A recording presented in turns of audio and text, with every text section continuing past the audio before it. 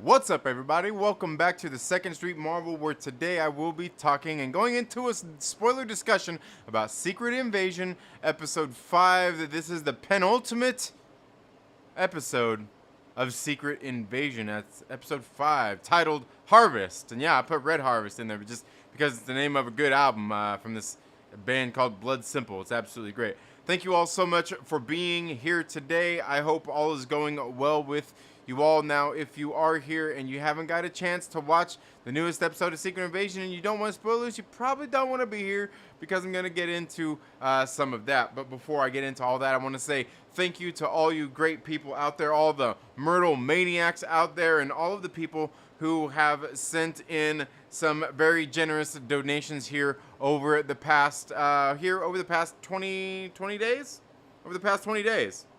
And now, getting into that, what I am actually doing right now is typically, well, actually every year during the month of, for the past 106 years or something like that, the Tour de France is going on right now. And what I have done, it's been a few years since I've done it, but I do this Tour de France challenge where I go out and try to ride half the miles in the same amount of time that they do in the Tour de France. It's 23 days total, but it's actually 21 days that they are actually riding. They got 2 rest days in between there, but what I'm trying to do is ride half the miles that they do during that time, which ends up being 1,060 miles. And so far I have rode 935.26 miles. I've got 123.84 miles left to go. I am almost there. We've got 3 days left. I got Friday morning, Saturday morning, and Sunday morning. Now, I will tell you, on Sunday morning, I'm actually getting ready to go out of town for a family vacation. So, I mean, I'll still be able to get my miles in on Sunday as well. It just probably won't be as long as of a ride. I'm going to try to get most of those miles in tomorrow as well as today. Today, I just went out for a nice morning stroll with a group ride. And I think I got about 51 miles in this morning. And I'm telling you, man, I've done this challenge several times before. It's been a few years since I've done it, but I'm telling you, this is the best I've ever felt while doing it, recovering really well and just feeling good all together. And I'm telling you, I feel good now. There's reasons for that. There's the secret sauce, if you will, and I'll probably do a video that we'll release probably sometime, maybe next week, where I'm going to talk about that. I'm going to see if I can get that video recorded and uploaded on Saturday to kind of talk to you guys about that and let you guys know exactly what I've been doing, as well as review, some of these products that I have been taking. But once again, thank you all so much for your very generous support. Now, you can see right there, I got the little We got the little donation goal there. That's where we're at. Now, it says only $5, but that's because by the time I put in the donation goal thing and got it all set up through Streamlabs, which I neglected to do at the beginning of the year, or at the beginning of the month, is actually we've actually got $40.65 that have been sent in from some very generous donators like E=MCU². We've got my man Daniel Fisher and Fernie as well, who have been very nice and generous. So we're actually at $40, and I think $40.65. 40, I think that's right. $40.65. I think that's what it was. Oh, come on. Yeah, $40.65. So it's a little bit higher than that. It's more than $5. It's more than $5. And, you know, look, it's nowhere close to the $1,000 goal that I'm looking for. But, hey, I understand how things are these days, how, you know, like, everything's going with the economy and all that stuff. And, you know, it's funny about the economy, right?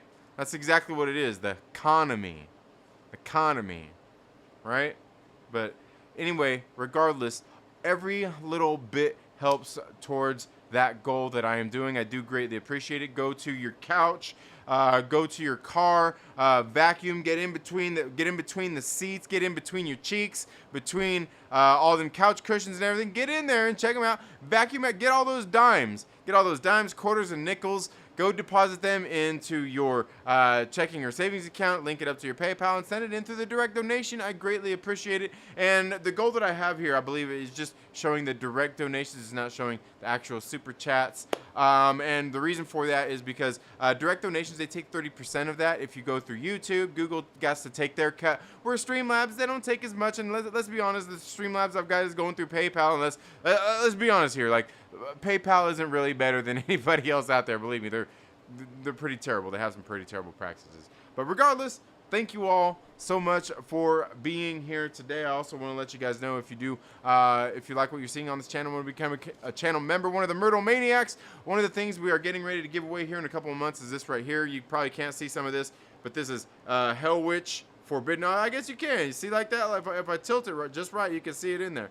Hell Witch Forbidden. This is chapter 5 of Hell Witch in the Coffin Comics universe. Absolutely great books. All you got to do to get entered into that is become a channel member. Brian Mccann, I see you there in the chat, and I'll have that in the mail today. It's going to be in the mail today. It's going to be in the mail today because I've got a couple other errands that I've got to get done. So, thank you all so much for being here. Let's get here before we get into my chat and what I have to say about what's going on with this show. Let's say what's up to everybody who is here in the live chat. Okay, I see we've got my man Quentin in the building. I hope all is going well with you. We've also got Fernie here as well. How many miles left? 100 and what did I say? 126? 126 miles? 123.84 miles. Yeah. So yeah, it's coming along pretty good. StarWarsMCU-OG, thank you so much for being here. We've also got Jared Dyer here in the building as well. Some very great Myrtle Maniacs. Let's see, we've got Justin the Star Wars Marvel Purist. Thank you so much for being here. Did I do it? Did I make a live show? You did. You made it. You made it.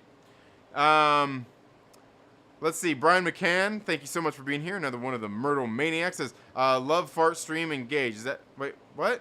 Love fart? Okay. Well, I appreciate that. Just turned son 6 today. Oh, well, happy birthday to your son, Star Wars MCU-OG. Yeah. Hell yeah. Happy birthday to him. I'm sure he's having a good birthday, enjoying some birthday cake or maybe some ice cream or maybe both. Gonna have a little party.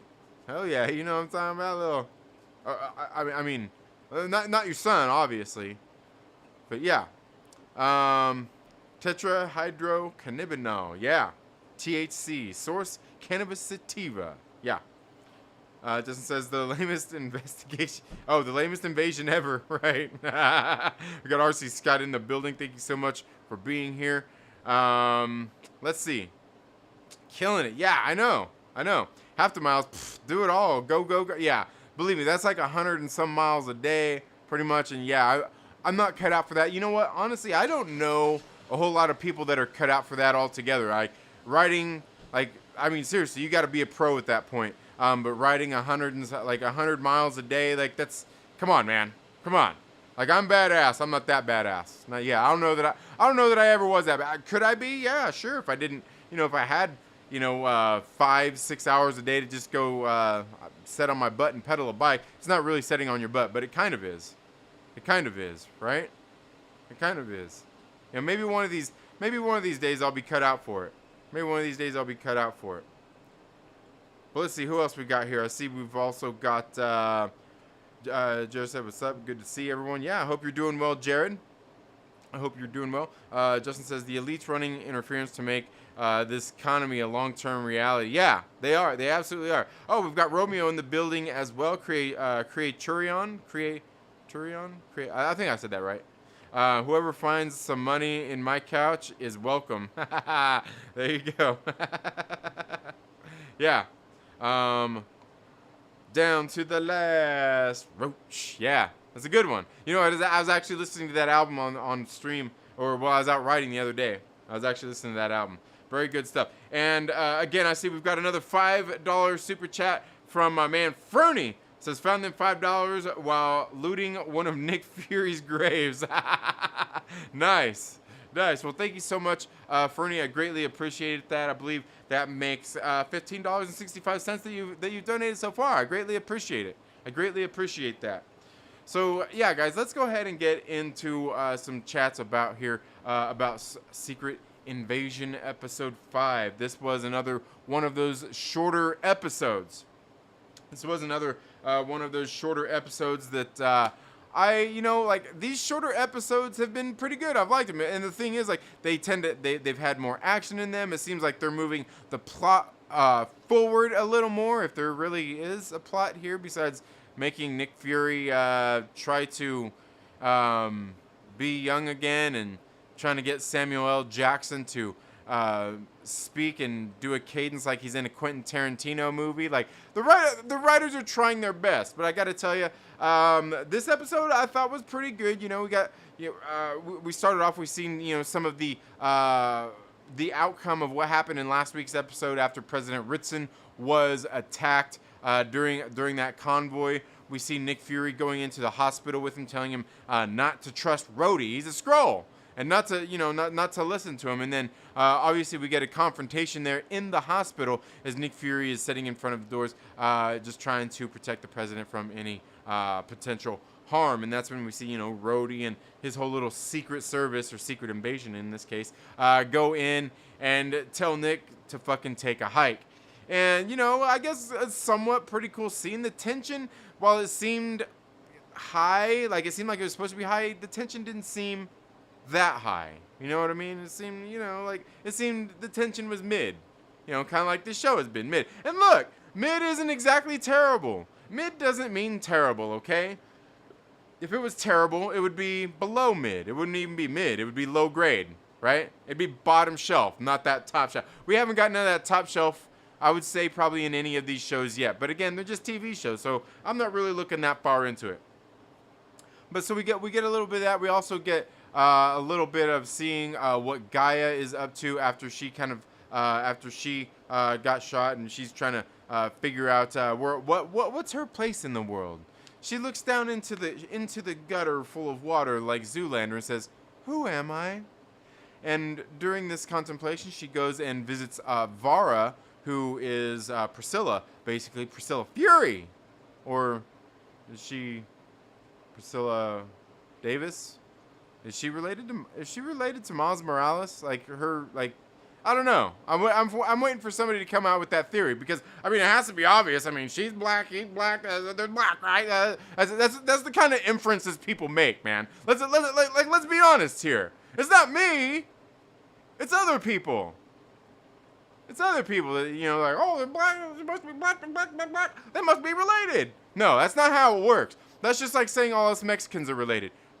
We are, but we're not. But that's a totally different thing altogether. But regardless, we see that she goes to visit Vara at their house, at their little compound. Vara's there, basically saying like, "Hey man, these people are out to get me. I'm gonna die where I want to be at. They're gonna have to come here to get me." And naturally they get attacked while they're there. They have all kinds of tactical gear and stuff like that to handle basically an invading armed forces, squad of armed forces that are going there to to take them out. I don't know. 2 whammons take down all these dudes. Which, look, they were using weapons, so it's totally possible. It's totally possible. We're not going to act like they're little 120-pound girls beating up guys that are like 250 pounds of raw muscle with gear on. All right, you know, they're using weapons. We'll give them that. We also see Nick Fury going out, preparing for battle, if you will. He has to go out and prepare himself. And who do we run into during that time? We run into Mason, Rick Mason from the Black Widow movie. He's still around. We didn't forget about him.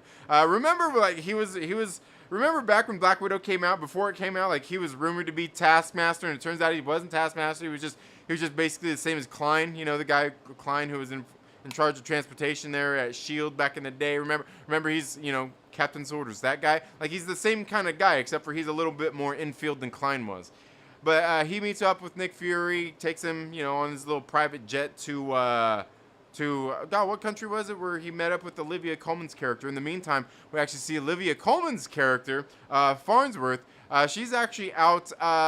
She's out scroll hunting. Who's going scroll hunting? We's going scroll hunting, right? She's out scroll hunting. She finds the scroll, the mole in her organization, goes and takes him out, gets some information from him, and then she goes out and she hunts down these doctors who are actually working with the scrolls, or actually they are scrolls, but you get what I'm saying. And she goes to get some information from them about this machine that they are using to create the Super Scrolls. Super Scrolls!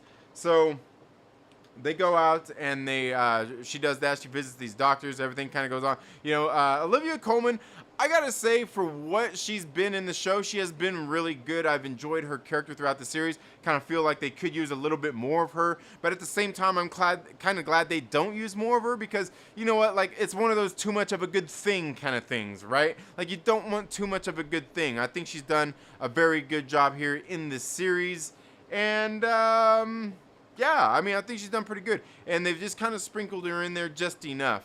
And so we see that she goes and takes care of these doctors, finds out exactly what their plans, everything that's kind of going on there. She kind of has, I know, they bring up those evil YouTubers once again. You know what I mean? Where she's talking about, oh, you know, like all the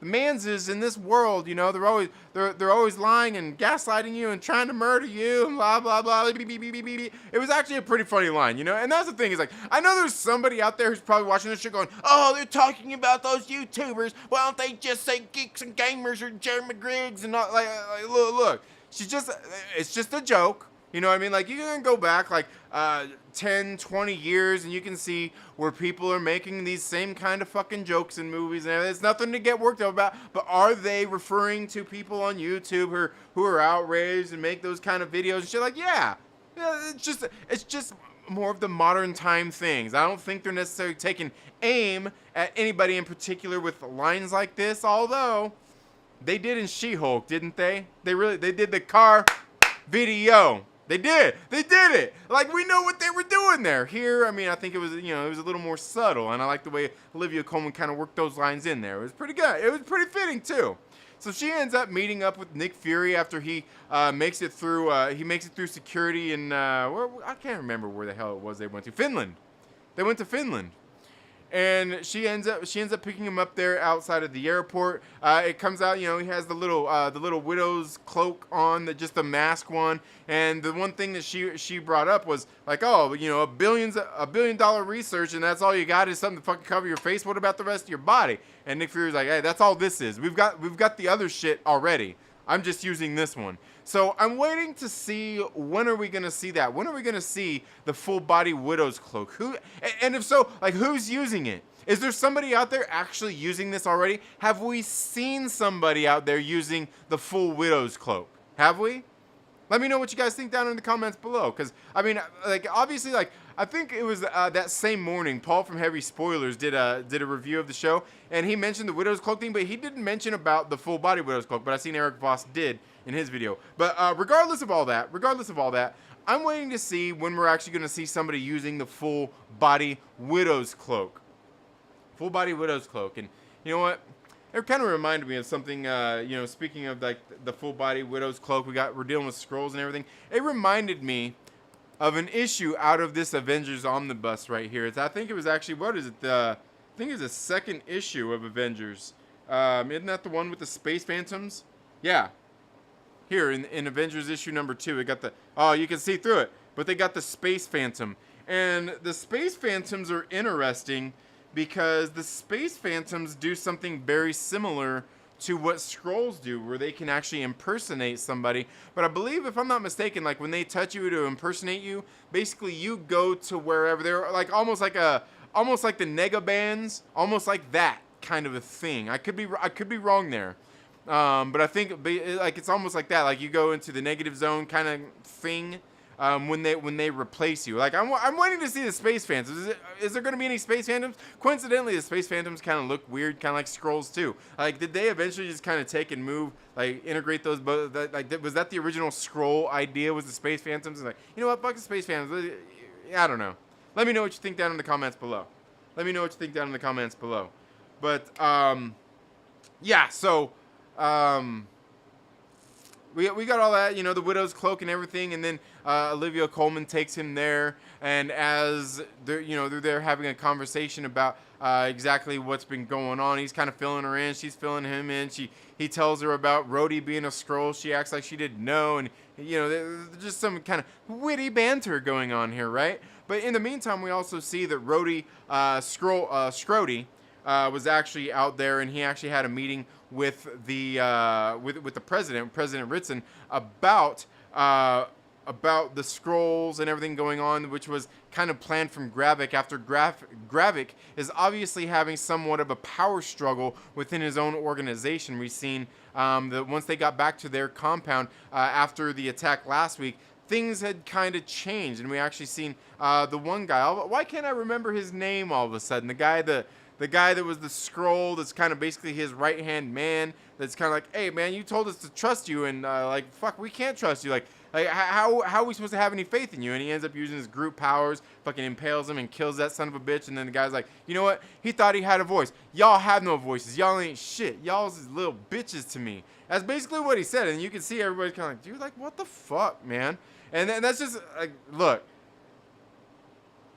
There's certain things you can and can't do when you're in these kind of leadership positions. I would say what he said is something that you probably don't want to do at all, no matter how loyal your people are. That's not to say that you can't be an asshole to your people, or just be an asshole getting points across, but like you just murdered some guy that's basically like your right-hand man, and you're telling everybody that they have no voices, they're faceless, they're fucking nobodies. Like, at that point, you're asking for a mutiny. We actually seen that the Skrulls actually attacked him and tried to kill him, in which he turned around and ended up killing Veedo and the rest of the people there, saying, "Look, you're gonna do what the fuck I say." Yeah, damn it. When I say who is the master, you say. Exactly.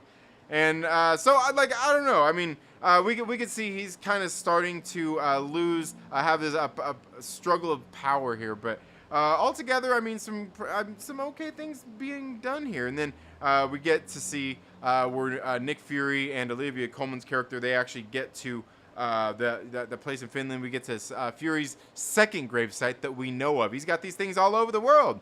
And we see that he actually has the blood, this DNA, if you will, of certain Avengers. Was this the Carol Danvers one? I don't know, because that's one of the things he's talking about is with the Skrulls and what they're doing to make their Super Skrulls is they're getting different DNA out there from different Avengers, which we actually seen previously, where they had like Cole Obsidian, they had Groot, they had Extremis, and what was the other one? You know what I'm talking about, the other one, right? There was another one. Fuck, I can't remember right now. But they had all this DNA, and that they were trying to get. Nick Fury explains basically this is why he come back, because this is kind of his own can of worms that he opened, because after the Battle of New York, not the Battle of New York, but the Battle for the World, I guess, they sent in Nick Fury and his people. These collectors went in there to collect the DNA of all the different superheroes who had spilled blood there. Supposedly Carol Danvers was one that they were looking for, and I'm guessing that's the one that he went to get at the gravesite. I don't know. Is it? I mean, maybe it is. Maybe, who knows?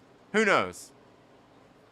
But regardless, we see that he gets there, and he's got the little vial full of like greenish kind of liquid, which like I was that just like the white blood cells, not like actually blood cells, like with the DNA, and like what are they? I don't really know. But then we see he goes, and then he even goes into this little grave, like one of those. What do they call those? What do they call those? Like, it's not actually a grave site where, like inside the little things, they had the different tombs. They had like they would normally have like different headstones and stuff like that where different people are in it, rather than maybe they're cremated or something. I don't know. Remember, it was almost like we seen in Werewolf by Night. Remember Werewolf by Night? They had all the little different graves in there and shit, and they had the, the names and the dates and all that shit. Like, I can't remember what that's called. But he goes in there, and instead of blowing on the thing like he did the tombstone, and getting it to come up, he must have a very unique kind of breath signature, right? Maybe that's what it is. Maybe did he have keto breath? And they're like, whew, man, all right. I don't know. But then he goes in there and he scans his eye, and all the little things start popping open. He puts on his old trench coat, breaks out the eye patch. And what's with the fucking beanie? Why is he wearing that cheesy ass fucking beanie? What's with that? He just changed beanies. He went from a black beanie to like a maroon, or is that maroon? Is that maroon beanie? You're like, what's with that? Nick Fury don't wear no motherfucking beanie. Get that shit off your head, man. What's going on here? He ends up telling Olivia Colman that his wife was a Skrull too, and she's like, oh my god. Well, I don't know. And that's pretty much where it ends.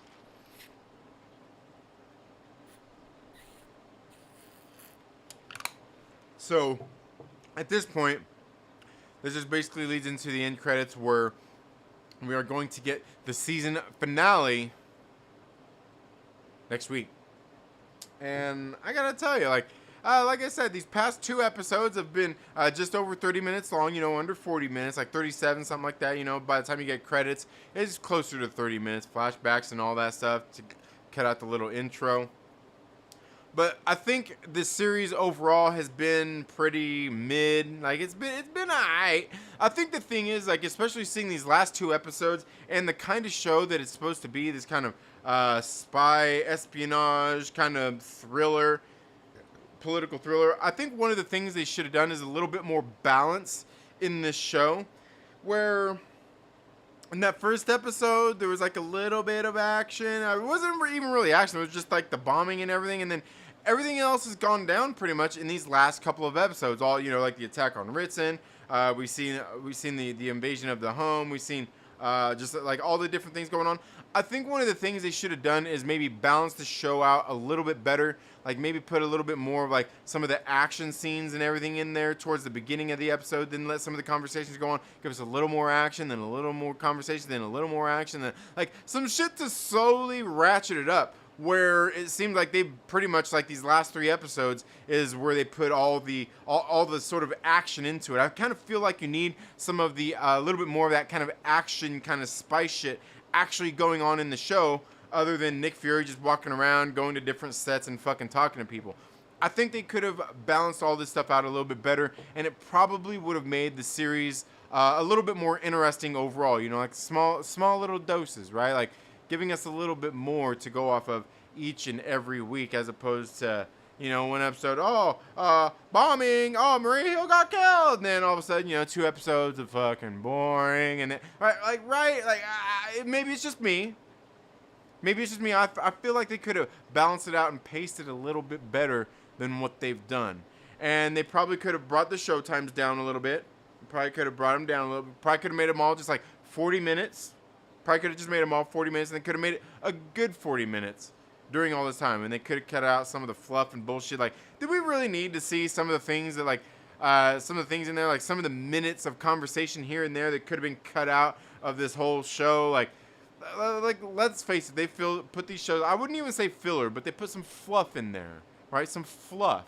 And I feel, especially with the 6 episodes, they need to cut out some of that fluff as much as possible. Keep it going. Like I said, have like they started the series out, give us a little bit of action, like keep kind of, slowly ratchet it up, instead of like, oh, hey, we got some drama, boring. Oh, action, boring action, like just a little bit more balance to it. And I think the show could have been a little bit better. But altogether, I think the show's been pretty decent so far through the first 5 episodes. I mean, maybe this last episode will have some shit popping off, and it will be very interesting. At this point, I'm not sure who are they going to bring in this last episode. You know they're going to have a cameo by somebody. I mean, is it going to be Carol Danvers? Is it going to be Monica Rambeau? Is it going to be Ms. Marvel? Is it going to be Thunderbolt Ross? Is it going to be Anthony Mackie? I don't know. Let me know what you guys think down in the comments below. But I believe we probably will get a cameo of somebody here in the show in the last episode. I know there's been different rumors and stuff going, like, you know, like there was that rumor that what's her name, Quake was gonna show up. Like, I don't know about all that. Like, I could see, like, I doubt Quake, but I could actually see Coulson maybe making an appearance or something, right? Can you see maybe Coulson making a quick appearance? Yeah, are we gonna get Thor? Is it gonna be Jane Foster, or is it gonna be the Thor, the mighty Thor, or Thor? Because Thor isn't so mighty anymore, so he's just Thor. Little T. I don't know.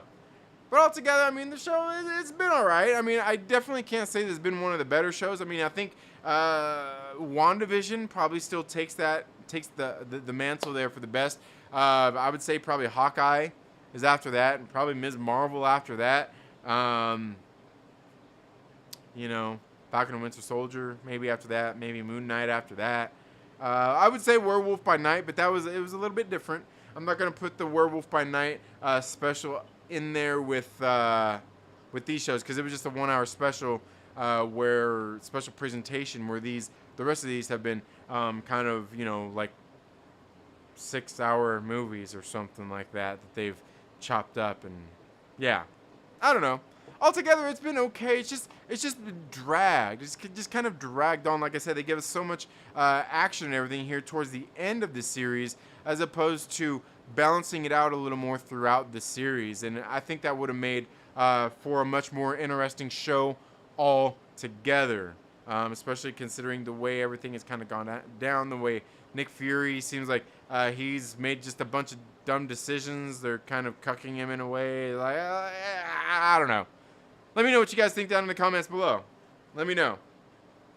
We'll talk a little bit more about that. But altogether, you know, like I said, I'm looking forward to the series finale here next week. We'll see how that's gonna go. And I don't know. I'm guessing the finale here that we get next week, I think there's gonna be. I think it'll make for an interesting finale.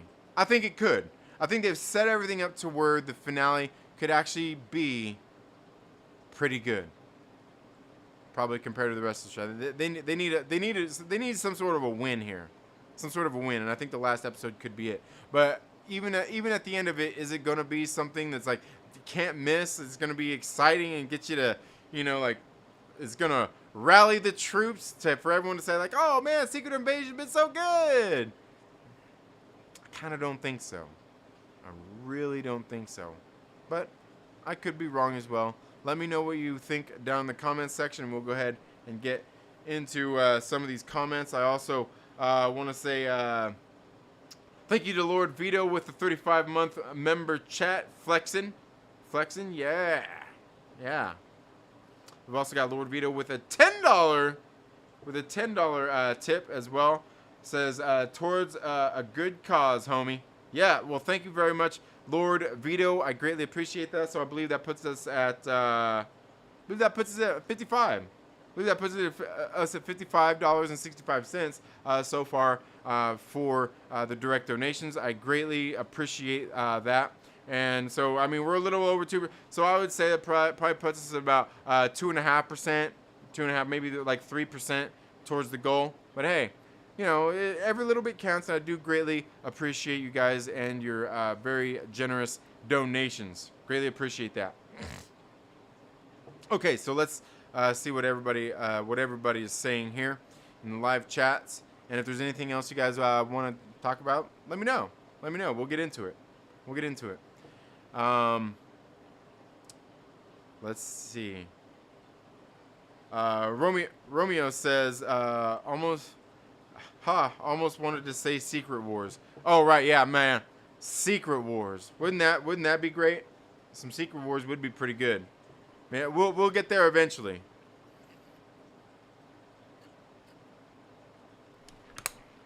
Romeo also says it's very stage acting so far, and they all bring in their best. It was shot during the pandemonium, right? I don't know. Some people would say we're still in it. I think some of it was. I think probably a majority of it was. But like for me, I think that's mostly. I think that like at this point, that's just all just an excuse, especially for these studios and everything. The whole pandemic stuff. It's just an excuse for low quality and all this bullshit. Like it's just an excuse at this point, if you ask me. So there were limits, but I like that it's really just behind closed doors. Yeah, I was saying that's a good thing. Is like a lot of what's going on, except for like the big public things. Because it's supposed to be that kind of spy espionage thriller kind of thing, right? It makes sense that a lot of it is kind of going low key, and you do see the news reporting on some of the bigger things that have been public. So I have no problem with the way a lot of it has gone down, as far as like the conversations going on behind closed doors and everything being low key. That's just fine. I just think the mix and the balance of action to action scenes to just I don't know dialogue scenes it's largely been backloaded with the action. I think they could have balanced it out a little bit better. I'm True Skills. Thank you so much for being here today. I hope you're doing well. Seen you in Chillmonger's stream the other day as well. Romeo says, who did he call in the end? Maria? Might that be the whole body camouflage tech on her was a decoy? Oh, in the end? Oh no, I think it was Gravik. I think it was Gravik that he called at the end of the show, at the end of the episode, because he's like, let's get it on. Yeah, I think it was Gravik. But yeah, on the Maria Hill thing, I don't know, man. Like, I still feel like when it comes to what we've got here, obviously we've seen the Talos, like we were talking about this on Chillmonger stream the other day. Like, I don't really think Talos is dead. Like, you don't die, you don't kill like some of these kind of major characters in a TV show. And from all accounts, it looks like they absolutely killed Talos here in the TV show. Maria Hill, while she's not a big main character, I still kind of feel like, is she actually dead? Like, I don't know. I feel like that's something that could have easily went down and they could cover, like make it public and everything, make it all look bad. And later we find out like, oh, it wasn't actually her. We were actually doing this thing because we knew all the shit was going down. Like, I don't know. I feel like there could be more than meets the eye when it comes to some of these things, but at the same time, I almost feel like that's giving them too much credit as well. Because I feel like through most of these TV series, at this point, we've all kind of really given the writers and everything a little too much credit for what we've been getting. It's hard to it's kind of hard to think that back in the day when WandaVision came out and all the silly things that Jack Schaefer said, she actually had one of the better shows out there with WandaVision. You know what I mean? And like, I know she was originally like one of the part of the like screenplay, one of the writers or something like that, with Black Widow originally. Like, at this point, man, like I trust in Jack Schaefer more than I do Michael Waldron, more than I do the whole writers' room for She-Hulk, more than I do for whoever it was that wrote Moon Knight and all of that bullshit. Like for one, the Rick and Morty writers out there, like Jeff Loveness and Michael Waldron, they need to get the fuck out of here. Them dudes suck. Just bring, what I'm getting ready to say. Bring us back Marcus and McFeely. Do it. But yeah, I don't know. I kind of feel at some point there could be a decoy somewhere that we've seen. Fernie says the show should have been about Olivia Colman's character. She's the best part. Yeah, she has been. But as I was saying earlier, I kind of feel like it's probably better what they've done with her, just giving us a little bit at a time, as opposed to giving us too much of her. Because, like I said, too much of a good thing. I feel like if they gave us more of her, they would have overdone it. I feel like they would have overdone it, and it would be sitting here like, oh man, like she was pretty cool and shit, but like they ruined it. They ruined it. You know what I mean? Like, yeah. I think she has been excellent, and I think she's a good actor altogether in the first place. Olivia Colman. I've seen her in plenty of stuff, but yeah, she's certainly brought some fucking real oomph to the show, right? And that's what makes you feel like you wish there was more of her, because what she has done, what she has brought to the show, what she's contributed, definitely makes me like her character. Definitely. Yes, and shout out to Lord Veedo. Yeah. Star Wars MCU-OG says, be nice to some super-powered folks, too, since it is the MCU and all. Yeah. Be nice to see some? Yeah. Exactly. It would be. It would be. But it's Nick Fury's personal war. It's Nick Fury's personal war. Got to get back to work. Tell Trinity's welcome for the donation. Once he realizes, thank you so much, Lord Veedo. I do greatly appreciate that. And, yeah. One of these days we need to get together and have a cake contest. We'll have a cake contest. Of course, you'll probably win. You're working with the fucking cake boss and shit. You're becoming the cake boss. Me, I'm just an amateur. I'm just an amateur with an oven and some icing tips. Some icing tips. But thank you so much once again, Lord Veedo, for the direct donation, for the member chat. Greatly appreciate that. Brian McCann says public service announcement. His smile, teeth whiter. It works. Try it out. His smile. Oh, is that like a toothpaste? Toothpaste. His smile. All right. Maybe I will check it out. Maybe I will check it out. You know, I've Pagan. Yeah, that's his name. Pagan. Is it Pagan or Pagan? Like Egon. Pagan? Pagan? Like Pagan sounds like he's a pagan, right? But yeah, that's his name. Thank you, Jared Dyer. I greatly appreciate that. Yeah. And like I don't know. I kind of like wonder about that character anyway, because like he seems like the whole show he's been like at the beginning, like he seemed like he was suspect of Gaia and everything that was going on. Like he seemed like he was kind of side eyeing everybody. Like, man, everybody's motherfucking suspect up in this piece of shit.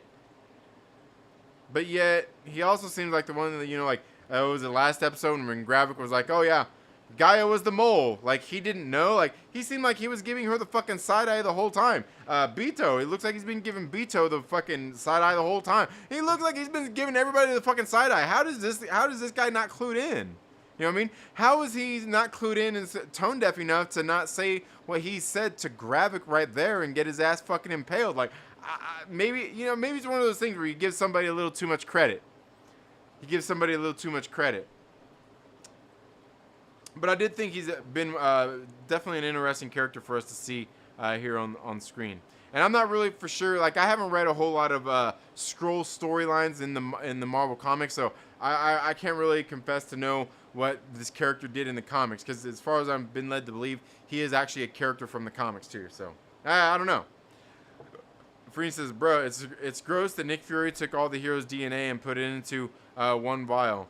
Homie's about to give Gravik some super AIDS. I know. And that's what I was wondering. Like, did he put it all into one vial? Or is that just the one that he was looking for? The one important one for the harvest? Is that Carol's that he's looking for? And that's all he's got there? Or, like, I'm kind of confused there as well.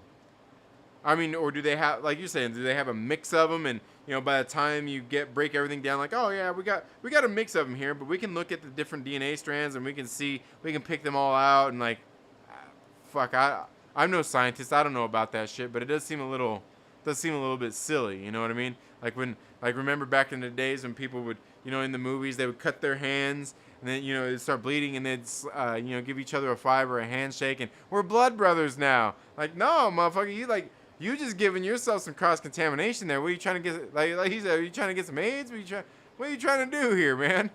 What are you doing? You don't do that. You don't do that. You don't do that.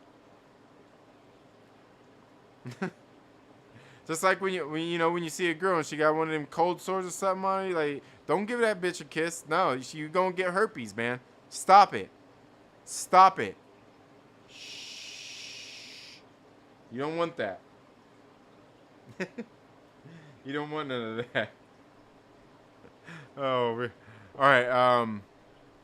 Brian McCann says scrolls and dire wraiths are from the same planet. Okay. War scrolls from X-Men used to use the hosts hooked to machines to gain memories and powers. Okay. All right. Super scrolls are needed. Yeah. Yeah, absolutely. Of course, I mean, we all know like the connection with the Fantastic Four too. I don't know, man. There's definitely some slop going on here. The Master, show enough of Harlem. Yeah, the Master. Star Wars MCU-OG says, didn't Rom the Space Knight battle the Dire Wraiths too? I believe so. Only because I think Brian McCann said something about him one time too, and I looked up the Dire Wraiths, and I think Rom was actually mentioned. But he would know better than me. Rom brought the Dire Wraiths threat to our attention in the comics. See, there we go. Yeah, there we go. It's cold in Finland. Yes. Yes. Hey, I like cold, just not too cold. Like, I can deal with chilly. Okay, mausoleum. I almost said a mausoleum, but I was like, man, I feel like that's wrong. And then I was starting to, like, as I was thinking, I was like, wait, isn't a mausoleum like a mosque? But no, that's a like completely different. Like, yeah, I thought it was a mausoleum. Yeah. All right. Yeah, Rom old school. Yeah, and I know Brian McCann was saying they're actually getting ready to. I seen it solicited too. The Marvel's actually getting ready to drop an omnibus, a ROM omnibus here. I think I want to say in January. Is it Oh yeah, see, look, there he goes. He even put it in there. Yeah, January ROM Space Knight omnibus. Yeah. Brian McCann says Secret Invasion should have been a 2-hour film setting up Captain America Skrull Invasion, Iron Man Skrull Invasion, and the Avengers Skrull Invasion. Yeah. Well, Iron Man and Captain America are part of the Avengers. So it would have been just the Avengers Skrull Invasion. I'm just saying. Yeah.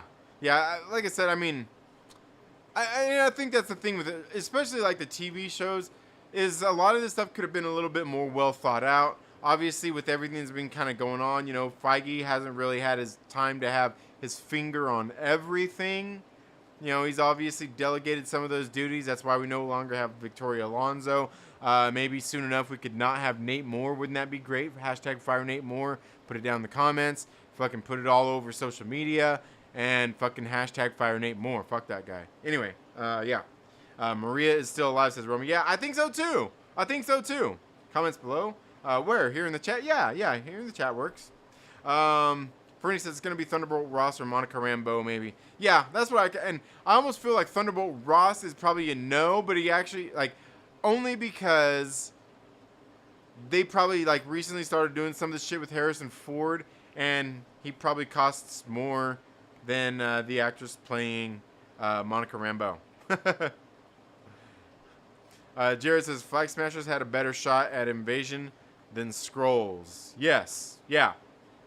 Yep. Absolutely. Werewolf by Night was great, says Brian McCann. Yeah, I thought Werewolf by Night was great. The only thing is, like, it was overproduced. Just because, like, they're trying to shoot, like, an old black and white kind of thing with fucking HD cameras and the volume and all that stuff. Like, they should have just broke out some fucking camcorders and went fucking somewhere and just shot that shit in somebody's backyard. And it would have looked better. To get that whole kind of gritty feeling that they got. Because they were shooting for that, but it was overproduced. So it looked just that. It looked overproduced. It looks too glossy and shiny and shimmery, right? It doesn't look like they wanted it to look. But it wasn't bad. I thought Werewolf by Night was pretty good. Romeo says having every episode an action scene repetitive. No, not every episode an action scene. Well, I mean, they put it, but putting a little bit more action in there, like I feel like the episode probably should have actually, the series probably should have started off with some action. I feel like it should have started off with some action and then kind of went how it went. But I feel like the action is so backloaded when it could have been sprinkled in a little bit more than it has been. And it doesn't have to be great action. It doesn't have to be like some of the stuff they've done. It could be toned down a little bit and like, but I just feel like they could have balanced it out a little bit more. Let's see. Romeo says sets up Armor Wars, Brave New World, Thunderbolts, all of it. Definitely Armor Wars. Because obviously that dealing with Rhodey and everything we see going on with Scrody here in this series, very interesting. And I'm very interested to see where we're going in the last episode as far as the humans that they have subjugated into the little machines. I know we've seen that in the trailers where you go and you see that room where it's got like all the different people in those little memory pod things as well. Makes me very interested to see who all they've got, what they're doing, and how all that's gonna come about. Very interesting. But yeah, I believe there will obviously be some setup for Armor Wars, and I'm sure plenty of it will lead into the new Captain America movie and Thunderbolts. Yeah, I mean, again, I think it's probably serving, and that's the thing with a lot of these shows, and really a lot of the stuff that came out in Phase 4 is where it's serving the whole MCU as opposed to necessarily what's going on in the show itself, which I think is kind of one of the things a lot of it's suffered for. But yeah, I think more so probably Armor Wars and Brave New World, and I think the Captain America will probably actually feed into Thunderbolts more so than probably this show. Brian Mccann says David Hasselhoff is Nick Fury Sr. Samuel L. Jackson is Nick Fury Jr. You know what's funny is I was actually speaking about that, I was actually thinking, like, wouldn't it be funny if they went the reverse? Like, Samuel L. Jackson's Nick Fury's going to have a white son? Like, maybe they went through an adoption agency, him and Priscilla, and got him a little white boy child.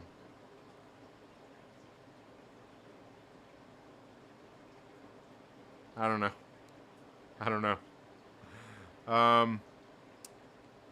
The movie ran recently here on TV. Haha, so bad. Oh, which movie? Which movie ran on TV? Which movie ran on TV? Fernie says, maybe they do if Maria Hill is alive. It would make it easy for them to prove the video of him killing her is fake. Yeah, absolutely. Absolutely. It kind of gives them like an alibi, basically. Yeah, that would work. So will the Fantastic Four be an experiment rather than an accident? You know, I don't know. You know, like, I was thinking some very interesting things that would actually tie in with, like, say T'Challa, the King of the Dead, for the MCU. Like, some of that stuff, like, maybe part of the reason when the Fantastic Four come back, maybe T'Challa comes back. And how they're going to do that. Because obviously, you know, we've kind of been told that the Fantastic Four is going to be, like, it's going to be a show or a movie that is somewhat taking place in the past and is going to bring it to modern day. And I'm very interested to see how that comes out. While I'm not like really big on the Fantastic Four or anything, but I also haven't read enough of them in the comics as well. But one of the things, and I was saying this the other day, is like, I honestly I see so many people hyped up about Fantastic Four and everything, and like a lot of these people are like the normies and shit like that out there that, you know, that see, you know, hanging out on the interwebs and stuff like that. I'm like, why are all these fucking normies so fucking hyped up for Fantastic Four? Like, they're alright, you know. But I guess was it StarWarsMCU-OG the other day, or was it Justin said like, oh well, fucking Doctor Doom, that's why. And I'm like, yeah, that's probably like the only real reason why. But you know, maybe it was Justin because he was saying also, you know, like Human Torch is kind of cool. But I mean, I think the thing with the Human Torch is it would be cool to see some of the origins of the Human Torch. How originally it was like, it was like a whole robotic person that was actually ended up being Vision later. That was like retrofitted with like the whole history. I don't know all that history of the Human Torch, like the original Human Torch and everything, but I know it had something to do with like with the Human Torch, like an android kind of body that ended up later being Vision. That ended up obviously like made up the brainwaves of Simon Williams. Like all that shit would be fucking crazy. Like, you know, like I feel like there's definitely some untapped potential there. There's definitely some untapped potential there. With all the DNA of different powers. I mean, what? DNA. So the Fantastic Four being an experiment rather than an accident with all the DNA. Oh, yeah. I see what you're saying. Yeah, I see what you're saying. Yeah, I don't know. That's interesting. That's interesting. Like, a good question. thinking about like how we got like the scroll machine here, what they used, like what were their blueprints, what made them come up with that idea, and also the doctors who were the ones doing all that stuff, who the scrolls are impersonating, but they probably went and got that doctor for a very specific reason. But we also know there's also plenty of the work that Shield was doing that we don't know anything about. Like obviously we've seen in like Endgame, we've seen how Hank Pym was there with Shield. He was working with them, or was it still the SSR at the time? Back in the 70s, working with Howard Stark, and then we obviously got in like Captain Marvel. Marvel. Ugh. I cringe saying that. Was working with Shield as well. Like how many other doctors and shit were working with Shield back in the day that we didn't know about? Because obviously Darren Cross was there, because Hank Pym was working with Darren Cross, and all that stuff, and even what's his name from why am all of a sudden I'm forgetting his name? Giant Man, fucking Lawrence Fishburne's character.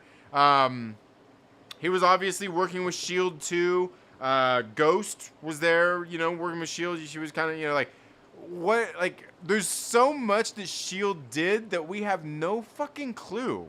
We have no clue about everything they were doing. Like, we've got just like the tip of the iceberg, if you think about it, especially considering you go back and watch like the Peggy Carter series, and all that stuff, but like from when it went from being the SSR to being Shield, when Shield was actually founded, and like all that shit. Like, we don't know nothing about it. Fucking Arnim Zola was there. My man, Hail Hydra, was there the whole time doing fucking work with them. Like, what else was there? Like, obviously, like Dr. List, who was working with Loki's scepter.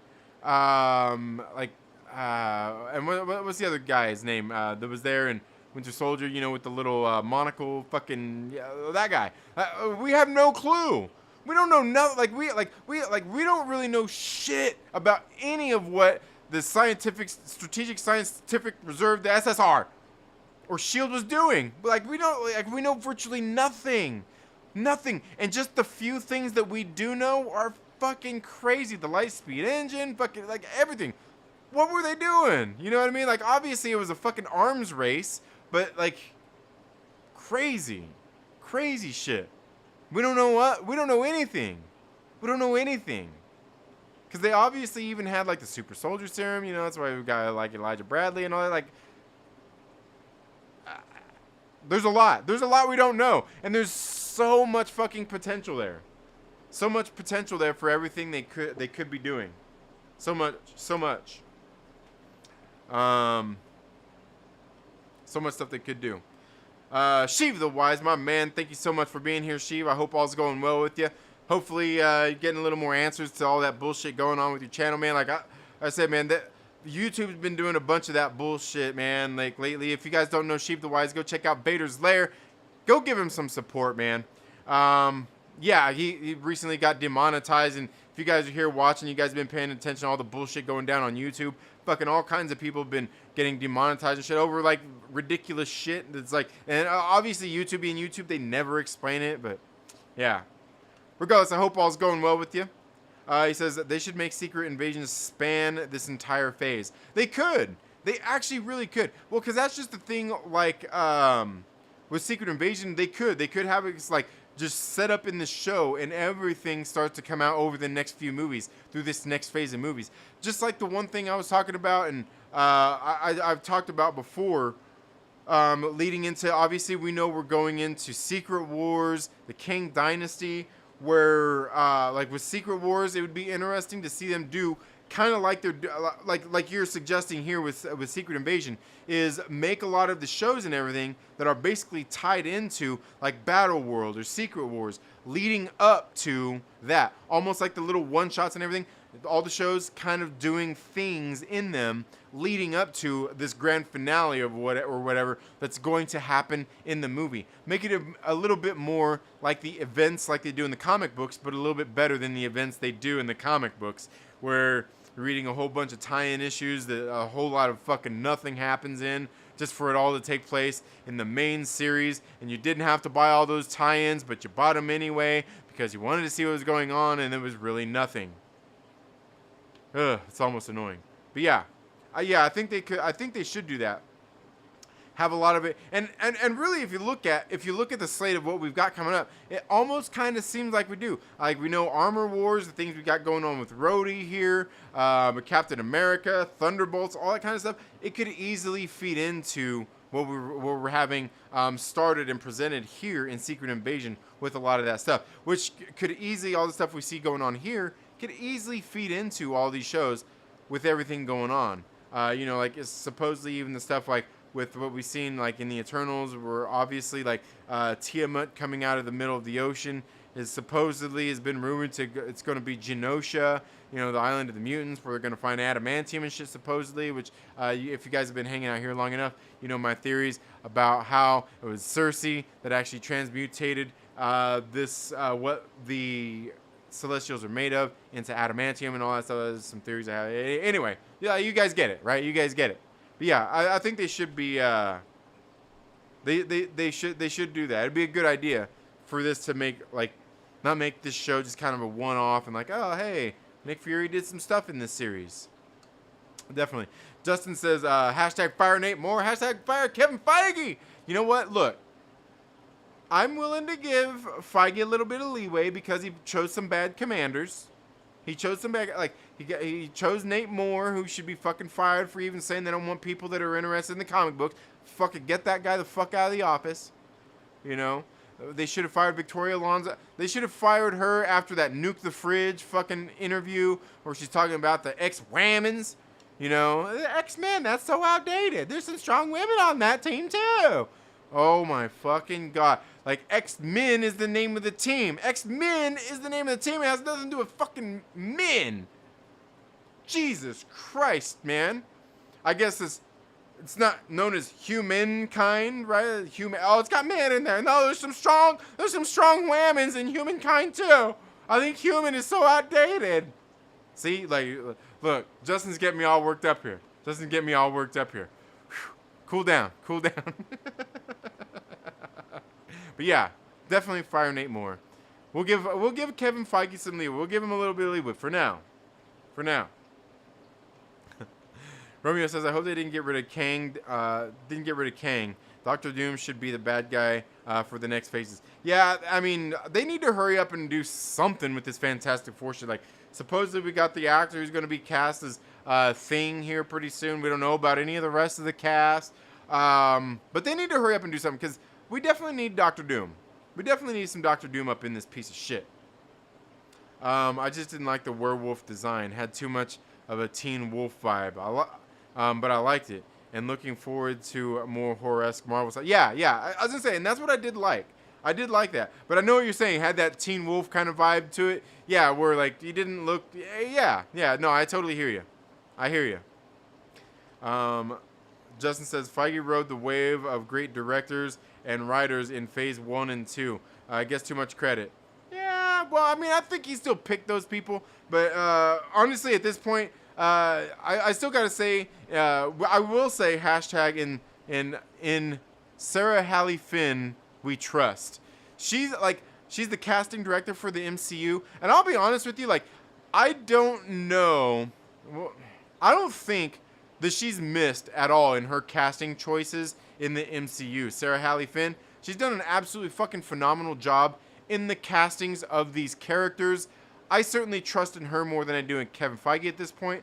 I think she's actually fucking knocked it out of the park with casting choices in the MCU for what they're doing. Now, we could sit here and chop it up and argue all day about what they did to fucking Marvel in the MCU, what they did to Carol Danvers in the MCU. But I will say Brie Larson is actually fucking spot on casting for the Kelly Sue DeConnick version of Captain Marvel that they went for in the MCU. Fucking spot on. Like she like and also that character's like the most fucking comic accurate character we've got in the MCU. So I'm sorry to say it, but it's fucking true. Like the Kelly Sue DeConnick era of Captain Marvel. Like it's fucking like spot fucking on, and like fucking Brie Larson is motherfucking character. Like it's fucking like fucking ingenious casting. It was ingenious. It was ingenious. I'm telling you, I gotta hand it to Sarah Hallie Finn. She has fucking knocked it out of the park. I can't say that there's anybody that she's really miscast at all in any of these movies or TV shows. I mean, we could argue maybe a little bit about Tatiana Maslany as She-Hulk, but I don't even think it was that. I think that was more so just the show itself, more than the actors and the cast involved. You know what I mean? But yeah. But yeah, he certainly did have a wave of great directors and writers. Werewolf by Night should have been rated R. Yeah, if they would have rated that R, yeah, would have been a lot better. The Hoff Nick Fury movie I meant, like Agents of S.H.I.E.L.D.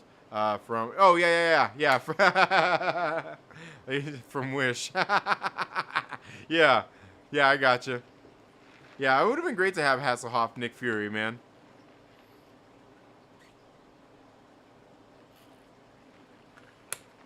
Romeo says, I just want to see the Thing. Marvel's design, not the stuff we got so far. Yeah, definitely. It would be interesting to see what they do with him. Brian McCann says, the Thing should be a man in a suit costume. Practical effects, not CGI. Yeah, I don't know, man. Like, it's really hard to say. I mean, it would be great if they had a suit, but, it, you know, like, because, like, I think what they did in, like, the original Fantastic Four with the suit and everything, I mean, it worked. It worked. It wasn't the best, but it worked. I think they would definitely have to get somebody good at what they're doing, which would mean they basically need to go to some fucking cosplayers out there. Not all the costume designers that they have on staff. I think the costume designers they have on staff do good for some of the costumes that they have, but probably not for...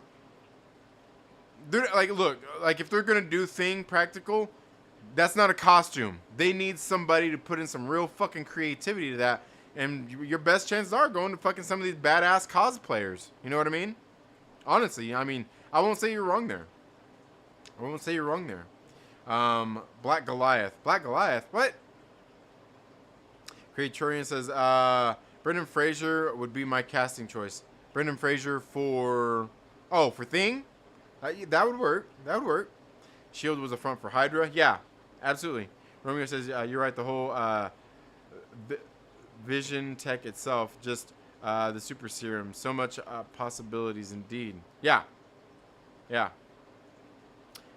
Brian McCann says, Android Human Torch. Ultron used him as a template to build Vision. Android Torch is still around in the comics. Yeah. There we go. Is he? Is he still out there somewhere? Brian McCann says, comic book Vision died and still is dead. Died in 1988. Vision 2. White Vision died in the 90s. Vision 3 is from alternate timeline. He died in the 90s, but consciousness transferred into Kang armor. Interesting. I'll have to read some of that. I'll have to read into some of that. But yeah. Justin says, the casting choices were good if you exclude the gender band and race swap. Yeah, but I mean, look, you're not wrong. You're not wrong there. But for what we've got, and that's why I say, for what they were doing, or for what they did in the movies and shows, I think your castings have been pretty spot on. But yeah, I mean, obviously, you know, the race swaps, the gender bending, I mean, you know, like Ghost and all that shit, like, yeah, but for what they did, casting been pretty spot on. I have no complaints there. But anyway, guys, let's see. Did I reach the end of the? I reached the live. I got to the live chat. I caught up. I caught up with the chat. I'm not behind. I feel good about that. I feel good. You know, usually I end up being a half hour or an hour behind, and it gets really sloppy and messy, and you know. But yeah, guys, I guess I don't really have much else to say about this show. Like I said, it's been all right. I would say overall, I mean, it's probably one of the better MCU shows they've had on Disney Plus. I would say what we've got going down in this show isn't as sloppy as what we've got out of some of these series. It just seemed... I feel like the quality and what they're doing could be a little bit better here in Secret Invasion. They could have balanced everything, the action and talking sequences. They could have balanced it out a little bit better. but I don't feel like this show is as sloppy. It doesn't feel slapped together as, say, like Falcon and Winter Soldier did. And we know that had a lot of things. It had a lot of issues anyway, given what happened with the pandemic and how the show was originally supposed to be, and they had to Frankenstein that shit together. But it didn't seem as sloppy as Falcon and Winter Soldier. Doesn't seem as sloppy as what we got out of Loki, which Loki you could tell was very pandemic, fucking very small closed sets, fucking couple of actors on screen at a time. It was like, you know. I think this show has a little bit more going for it than we've got out of a lot of these other shows. But I think this show, once again, I mean, kind of like, man, like Moon Knight had such promise, man. Moon Knight had such promise. But I think this show is poised to go into this last episode and overall be one of the better shows that we've had here on Disney Plus as far as the MCU tie-ins, for sure. I think it's poised to be one of the better ones, although still not the best. I mean, it still ends up being kind of mid. But I'm also not somebody who is looking for these shows to be the greatest either, because if you guys know me and my opinions on TV shows, I'm not really into TV shows. I really only watch like these ones and the Star Wars ones because they are tied into larger cinematic universes that I am interested in, still interested in. And I think that's where the downfall and people's expectations come with these shows, especially with like the Star Wars stuff, and especially with regards to some of the things Kevin Feige said about these shows with the MCU, is that you're not going to want to miss them. And because they are tied into the cinematic universe, I think that's why everyone has these higher expectations of these Disney Plus shows for tying into the MCU and even like Star Wars. Because these shows, like I said, I don't really like TV shows, so my expectations were pretty low. But that's why they come with those expectations, is because they are tied into these larger cinematic franchises. And other than that, I think TV shows are typically pretty uninteresting and not good. And you could make the argument about things like Game of Thrones and all these different kinds of shows, but those shows were made on a smaller streaming style format, like, you know, like HBO and shit like that, on that kind of a format. They weren't originally created on the big screen and being brought to the small screen. You know what I'm saying? So I think there's a little bit of give and take when it comes to some of those kinds of things. But altogether, like I said, I think the show it's been one of the, I mean, I guess it kind of depends on how next week goes, but I think it's been one of the better shows that we've had. It doesn't seem as sloppy. I just feel like the pacing and everything of the action to dialogue scenes could have been a little bit better paced, if you will. A little bit better paced. But that's just if you ask me. We need a Dum Dum Dugan series set in the 1940s and 50s. That'd be pretty cool. And I actually like that dude that they had for Dum Dum Dugan in the original Captain America movie as well. A lot of similarities to Falcon and Winter Soldier. This is main plot was supposed to be about a virus, and weird that a nuclear power plant is really at stakes. Yeah, no, I hear you. Yeah, absolutely. Strange thing, Moon Knight was the best Disney Plus series. Yeah, I think WandaVision. I still think it was WandaVision. I think Moon Knight would probably fall to number, like I said, maybe 4 or 5 for me. For me personally. But that's just if you ask me. But anyway, guys, thank you all so much for being here today. Thank you to all of our generous donations. Again, guys, if you'd like to send in some direct donations, help me build my new will set. There's a link in the comments section, or it's down in the description as well, where you can send in direct donations. I do greatly appreciate that. We're at what did I say, like 45? I think we're at like $45 total so far. So yeah, thank you guys so much for all your generous support. You guys have a great rest of your day. Have a great weekend, and I will see you guys in the next video or live stream. Later.